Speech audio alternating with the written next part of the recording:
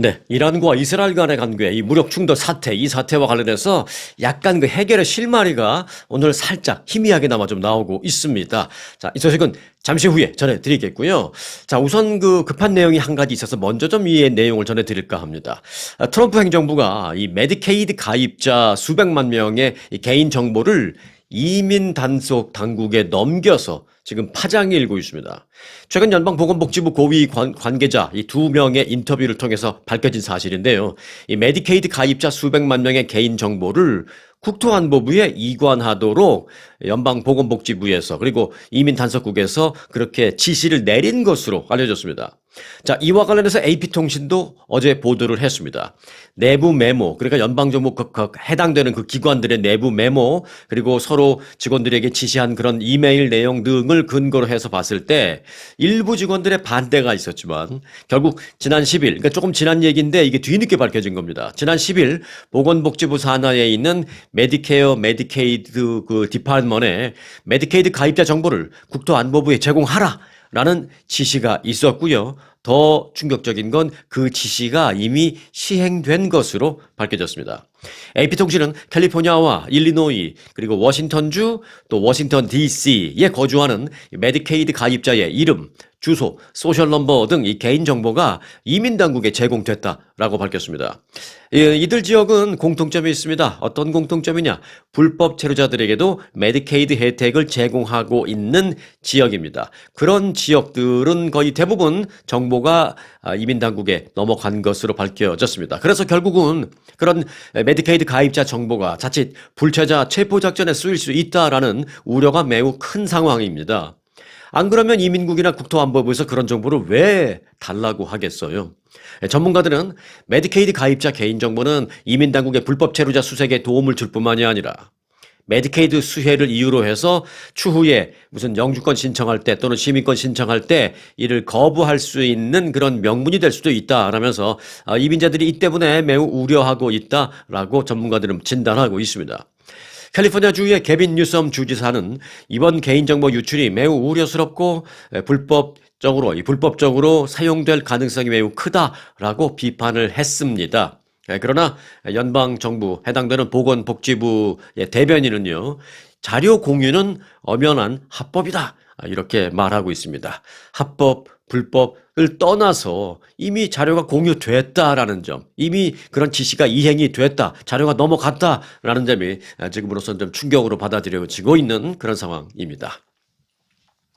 자, 이란 이스라엘 사건 그 사태 조금 해결의 실마리가 좀 희미하게나마 보인다라고 처음에 시작할 때 말씀을 드렸는데 관련된 내용 좀 정리를 하겠습니다.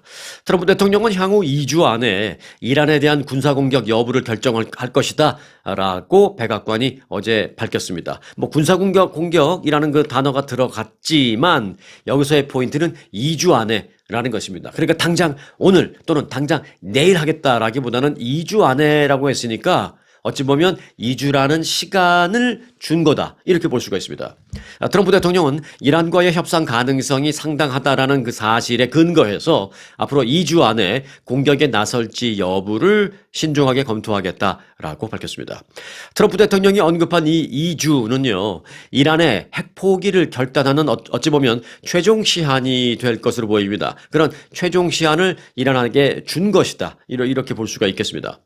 이와 관련해서 미국 언론들은 트럼프 대통령이 지난 17일께 그러니까 한 이틀 됐죠. 이틀, 2, 3일 됐죠. 일찌감치 이란에 대한 공격 계획을 승인은 이미 했지만 승인해놓고 자 그러면 공격은 한다라고 승인을 해놓고 지금 바로 공격해가 아니라 공격하는 것은 내가 승인을 했어. 그러니까 군사적으로 준비는 해놔. 그런데 언제 공격을 시작할지는 내가 추후에 명령을 내리겠다. 뭐 이렇게 되어 있는 상황이 지금 가고 있는 것입니다. 그런 상황에서 이제 2주라는 얘기를 한 것입니다. 이런 가운데 미국과 이란이 외교적인 해결을 모색하기 위해서 직접 대화를 나누었다라는 정황도 지금 포착되고 있습니다. 한편으로는 일견 조금 마음이 놓이는 그런 부분이기도 한데요.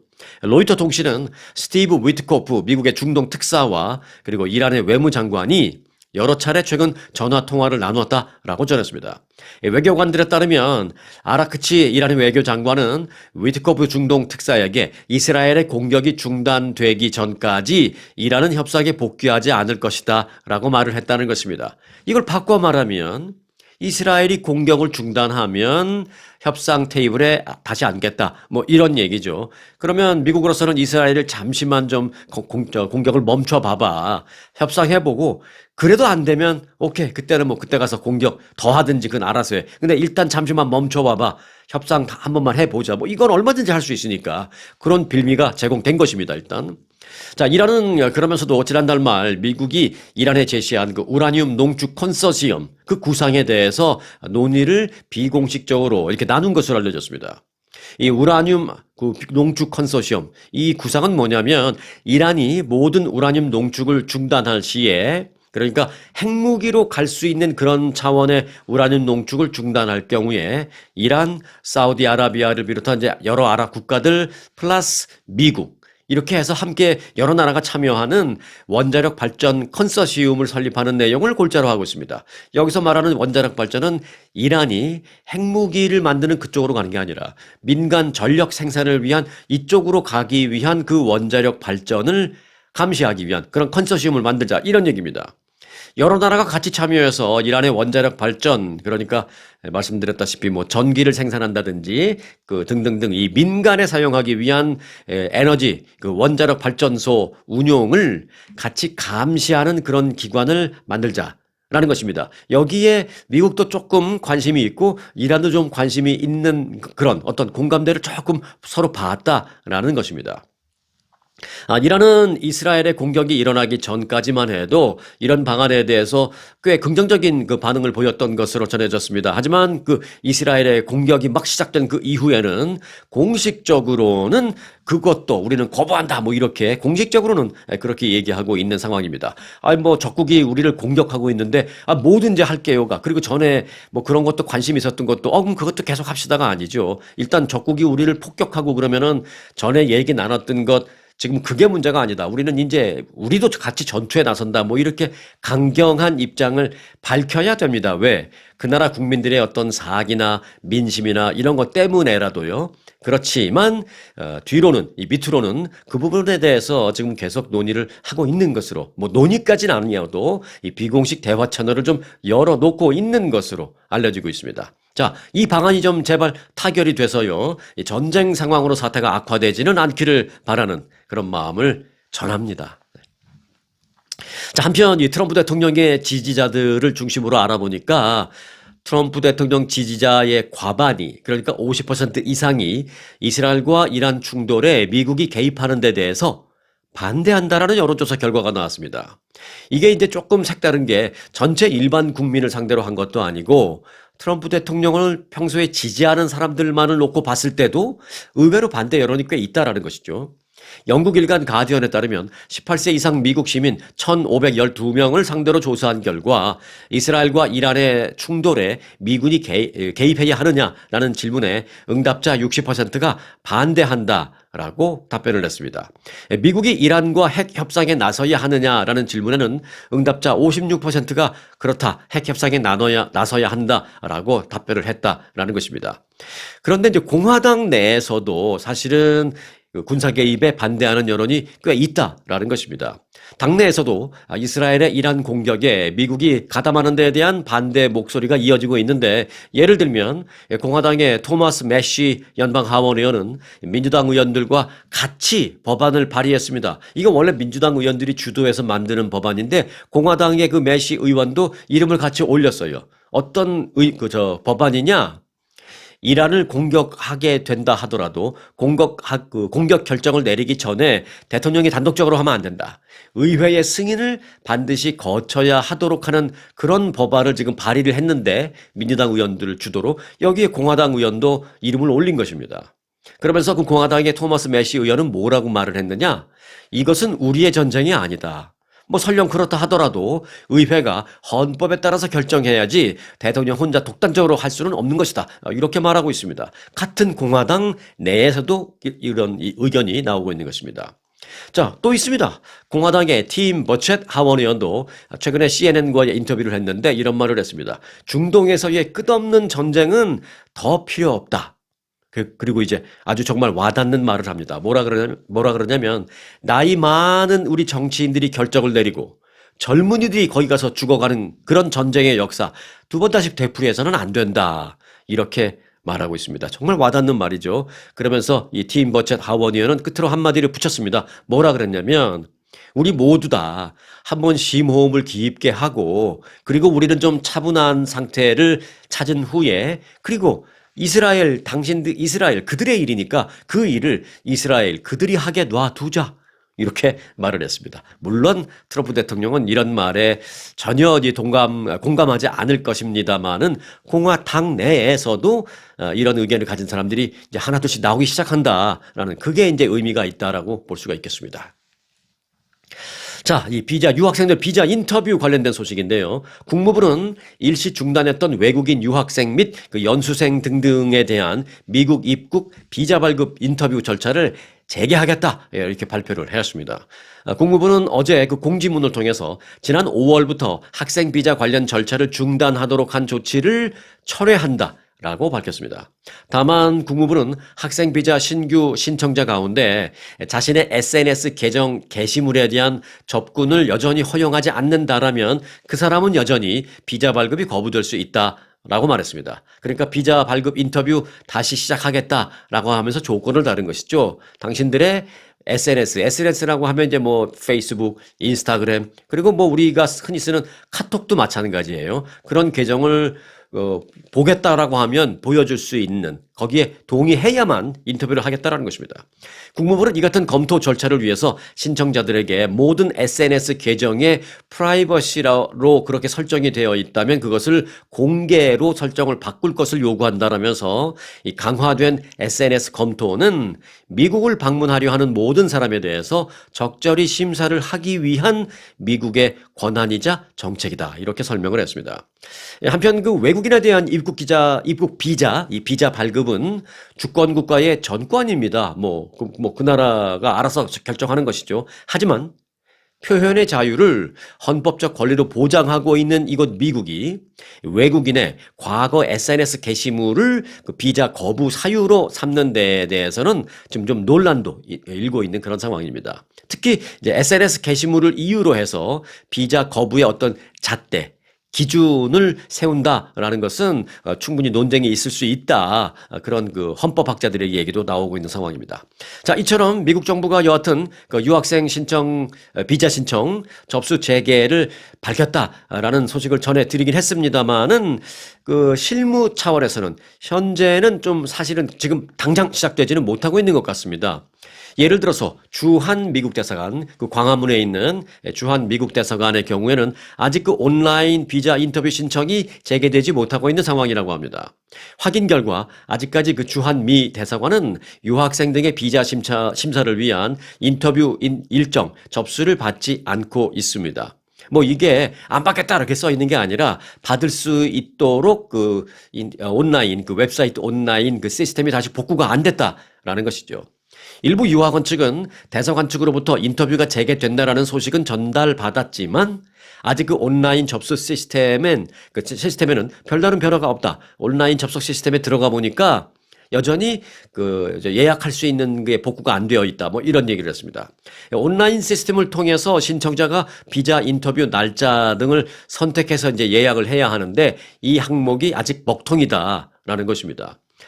미국에서는 어제가 그 준틴스 데이였죠. 즉 노예 해방 기념일이었습니다. 그래서 캘리포니아주 같은 경우에는 완전히 공식적으로 휴무로 하고 그랬던 것 같지는 않습니다. 하지만 일단 그 휴무로 어저께는 세워져 있던 그런 날이었습니다. 그래서 아마도 이제 휴무기 때문에 대사관 이런 데서 일을 아마 잘 안 했던 것 같아요. 그래서 정상복귀, 웹사이트가 복귀가 안 된 것 같은데, 이게 이제 휴무가 끝나면 이제 오늘 또 금요일이니까 하루밖에 시간 없고 또 토요일, 일요일 될 거 아니에요. 그러니까 아마 정상적으로 완벽하게 돌아가기 위해서는 다음 주 월요일쯤 돼야 되지 않을까.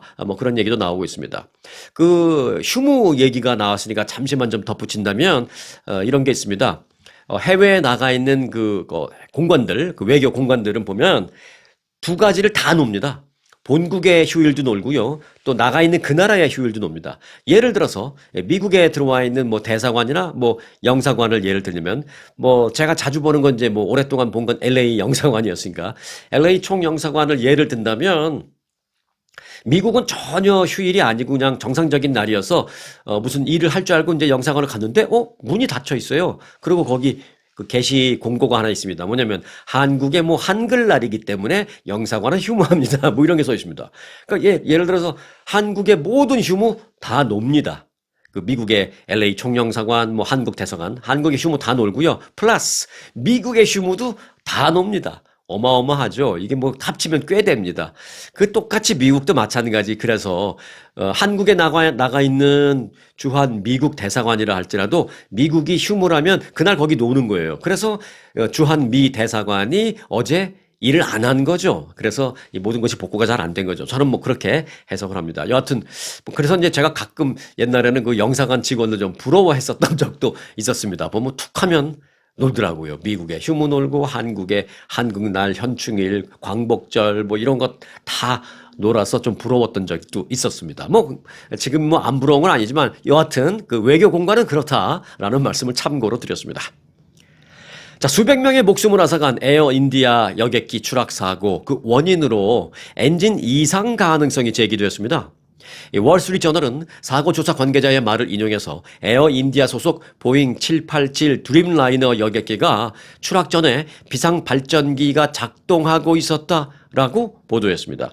이 비상 발전기가 작동하고 있었다라는 게 의미하는 게 뭐냐면 예를 들어서 이 비상 발전기라는 것은요. 비행 중에 엔진이 정지되는 등 동력이 모두 완전히 손실될 경우에 항공기에 전기를 공급하는 그런 말 그대로 비상 발전기입니다. 그런데 엔진 두 개 중에 하나만 나가도 작동 안 합니다. 엔진 두 개 중에 두 개가 다 멈춰야 두 엔진이 다 고장나야 그때 비상 발전기가 자동으로 움직입니다. 그래서 이제 조사관들이 그 당시 에어 인디아의 엔진이 두 개가 다 나갔던 것이 아니냐. 그런 지금 중간 조사 일단 잠정 추정치가 지금 나오고 있는 것입니다.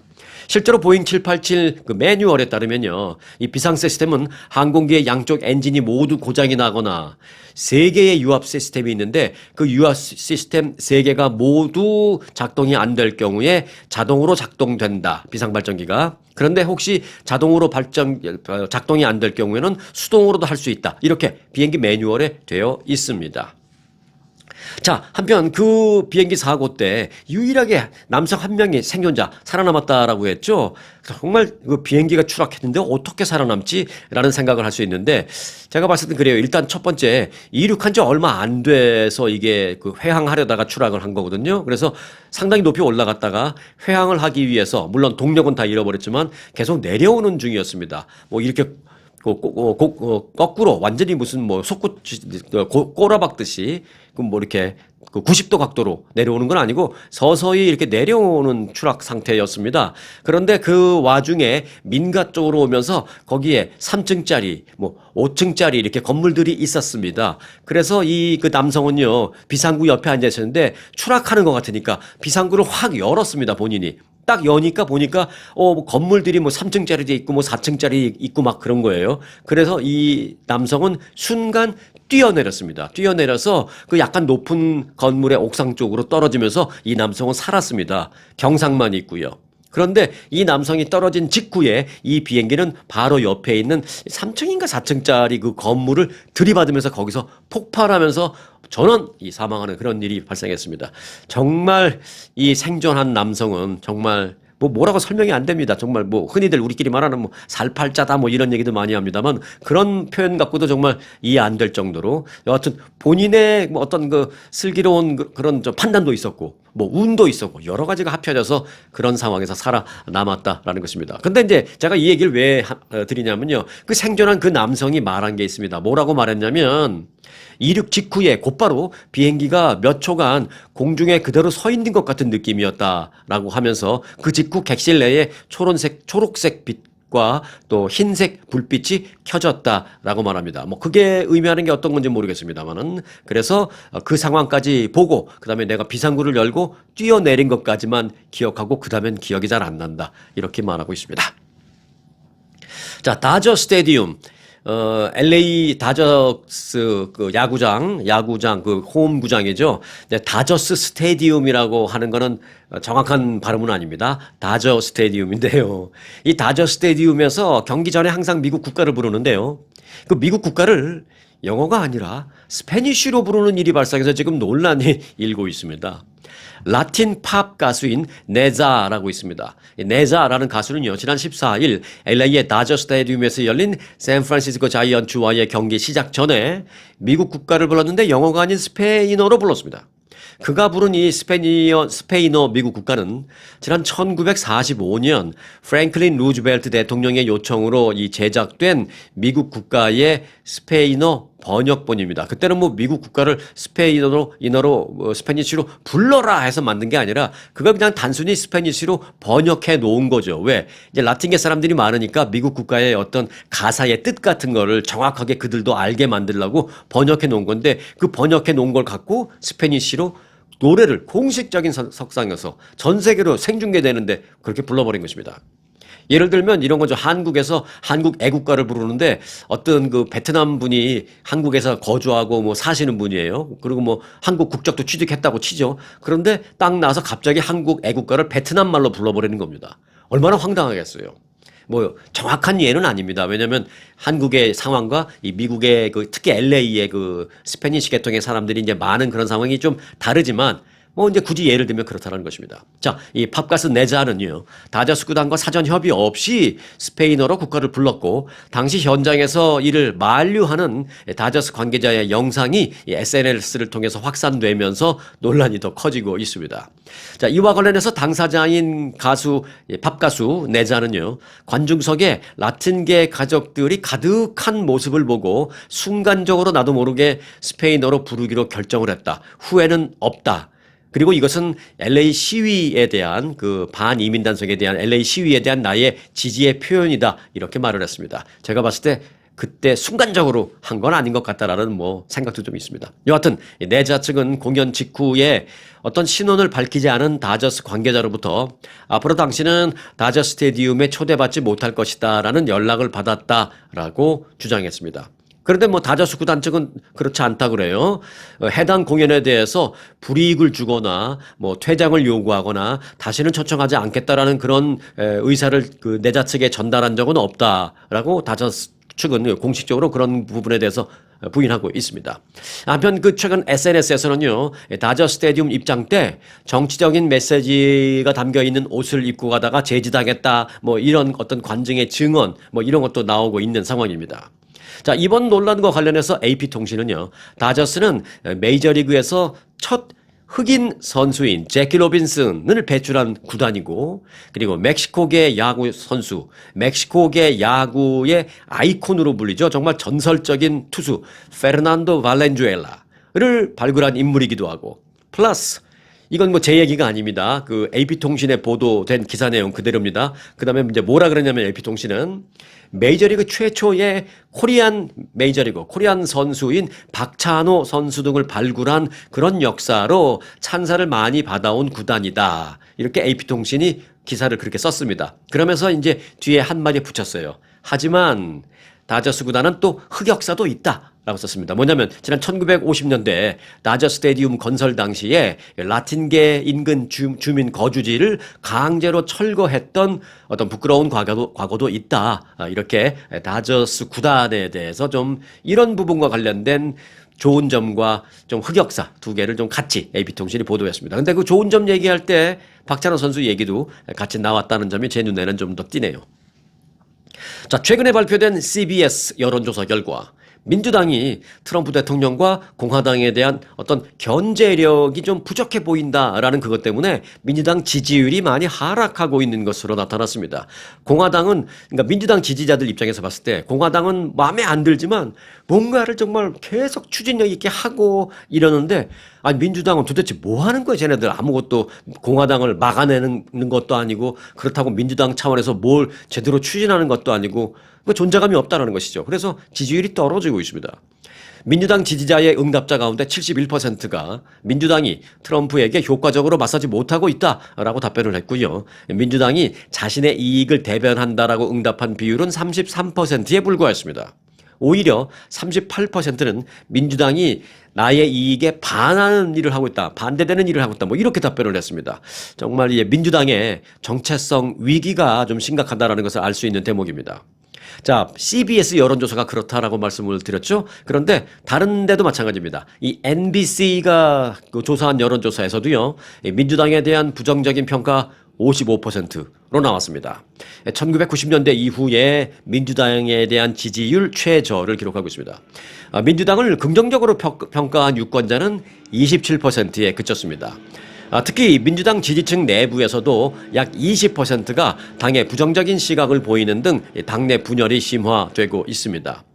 민주당 전략가들은 유권자 불만을 해소하려면 트럼프와 공화당에 좀 더 공격적으로 좀 맞서야 한다, 좀 세게 맞서야 한다, 그런 불만을 좀 표출하고 있습니다. 실제로 최근에 여론조사에서 민주당 지지층의 65%가 타협보다는 좀 더 강경한 투쟁을 민주당이 보여주기를 나는 원한다, 이렇게 답변을 했습니다. 하지만 또 일부는 트럼프와의 협력이 필요하다라는 그런 의견도 적지는 않습니다. 그래서 민주당 내에서 이렇게 원하는 사람, 저렇게 원하는 사람, 좀 당내 노선 갈등이 좀 발생하는 그런 상황이다라고 말씀드릴 수가 있겠습니다. 그래서 민주당은 여러 가지 그 좀 악재에 지금 어려운 점에 처해 있는데요. 크게 보면 세 가지입니다. 하나는 트럼프 대통령이라는 강력한 이 좀 맞서야 되는 상대가 지금 있다라는 점, 또 하나는 공화당이 굉장히 상승세를 보이고 있다라는 점, 그리고 또 하나는 내부 좀 분열이 있다라는 점, 이 삼중고에 민주당은 직면해 있다라는 저 개인적인 판단입니다. 그래서 이제 이걸 타개하기 위해서는 여러 가지가 있겠습니다만, 일단 내년에 실시될 중간선거, 거기서 당의 미래를 결정지을 어떤 그 드라마틱한 그 승리가 있지 않으면 좀 쉽지 않겠다라는 그런 판단이 들고 있습니다. 자, 영상을 이렇게 찍고 있는데 좀 부웅하는 기계 소리 좀 들리시나요? 네. 항상 지금 이제 영상을 보시는 거는 금요일 이른 아침이시겠습니다만은 그 전날 목요일 오후에 제가 이제 영상을 제작하는데, 목요일 오후 되면 이렇게 꼭 일주일에 한 번씩 가드너 하시는 분이 오셔서 이렇게 하십니다. 그래서 제가 이걸 하지 말라 그럴 수도 없고, 좀 시끄럽겠지만 제가 들리는 것보다는 여러분들은 좀 덜 들리실 것 같아서 그냥 일단 가겠습니다. 네. 네, 들리시나요? 네. 자, 다음 소식입니다. 한국은 1인 가구가 처음으로 800만 가구를 넘어섰습니다. 통계청 발표에 따르면 현재 한국의 1인 가구는 전년보다 61만 6천 가구가 늘어난 800만 3천 가구로 집계가 됐습니다. 혼자 사는 사람이요. 연령별로는 60세 이상의 1인 가구가 약 300만 가구로 가장 많았습니다. 전년 대비 26만 4천 가구가 늘었는데요. 이른바 독거노인 수는 사상 최고를 기록했다라는 소식입니다. 통계청은요, 고령화로 인해서 60세 이상 1인 가구가, 즉 독거노인이 급증하고 있다라면서 독거노인 급증 때문에 한국에서 전체적인 1인 가구 수가 그 때문에 급증하고 있다라고 이렇게 말을 했습니다. 사실 이곳 미국도 마찬가지다라고 저는 생각을 합니다. 네. 시간과 여력이 되십니까? 그러면 캐나다 오로라 보러 가시는 것도 한번 고려해 보시기 바라겠습니다. 캐나다 관광청은요, 오로라 여행을 염두에 두고 있다라면 올 가을 할인 기회를 놓치지 않는 것이 좋다라고 조언했습니다. 그래서 올 가을을 위해서 지금쯤 준비해라, 알아봐라, 예약해라, 서치해라, 이런 얘기를 캐나다에서 직접 했습니다. 캐나다 관광청은 올 가을 합리적인 좋은 금액으로 옐로나이프에서 오로라를 감상할 수 있는 프라이빗 산장 패키지 혜택을 선보인다라고 밝혔습니다. 옐로나이프는 연중 240일 이상 오로라가 출현하는 최적의 위치인 오로라 오벌이라는 지대의 자리에서 전 세계 오로라 추적군들이 가장 가고 싶어하는 곳입니다. 어찌 보면 오로라 성지로 불리우고 있습니다. 1년 365일 중에 240일 정도는 오로라를 볼 수 있답니다. 그리고 시내에서 차로 한 5분만 이동을 해도요, 오로라 관측 시설에 닿을 수 있어서 어두워지는 순간 바로 이 머리 위로 쏟아지는 듯한 오로라를 쉽게 만날 수 있다라고 합니다. 그리고 가을철은 이제 8월 중순쯤이잖아요. 8월 중순이면 캐나다 그쪽 지역은 백야가 끝납니다. 그래서 백야가 끝난다는 건 뭐예요? 저녁이 되면 이제 어두워질 수 있다라는 것이죠. 그래서 본격적으로 오로라 시즌이 막을 올린다라는 것입니다. 어두워야 보이니까. 네. 더위가 한풀 꺾인 선선한 날씨 덕분에 가벼운 재킷 정도의 차림으로 오로라 사냥, 오로라 관측에 나설 수 있어서 소위 따뜻한 오로라 시즌으로 8월 중순 9월까지도 통하고 있다라고 합니다. 혹시 시간과 여력이 되신다면 캐나다 오로라 관광 한번 고려해 보시기 바라겠습니다. 캐나다가 정부 차원에서 오로라 관광 유치에 나서고 있으니까 혜택도 그만큼 많이 있으리라라고 생각을 하게 됩니다. 자, 시간과 여력이 안 된다면 마음만이라도 이 오로라를 상상하시면서 오늘 하루 지내시기 바라겠습니다. 자, 오늘 영상 여기서 마칩니다.